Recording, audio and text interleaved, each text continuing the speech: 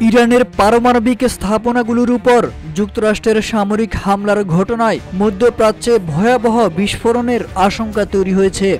জাতিসংঘ মহাসচিব Antonio Guterres এটিকে আখ্যা দিয়েছেন উত্তেজনাপূর্ণ অঞ্চলে পরিস্থিতি বিপজ্জনক অবনতি হিসেবে।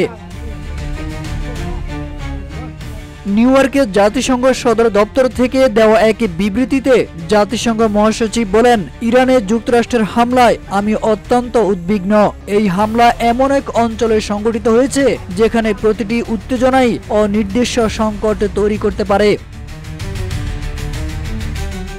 তিনি সতর্ক করেন, এই পরিস্থিতি আন্তর্জাতিক শান্তি ও নিরাপত্তার জন্য সরাসরি হুমকি হয়ে দাঁড়াতে পারে। তার মতে এর কোনো সামরিক সমাধান নেই, কেবল কূটনীতি পারে উত্তপ্ত পরিস্থিতিকে নিয়ন্ত্রণে আনতে। RICL TMX, যুগের পর যুগ স্থাপনা থাকে মজবুত। গুতেরেস আরো বলেন, সমাধানের একমাত্র পথ হলো সংলাপ এবং শান্তিপূর্ণ আলোচনার টেবিলে ফেরা। সংঘাত নয়, সমঝোতার মধ্যেই ভবিষ্যতের আশা খুঁজে পাওয়া সম্ভব।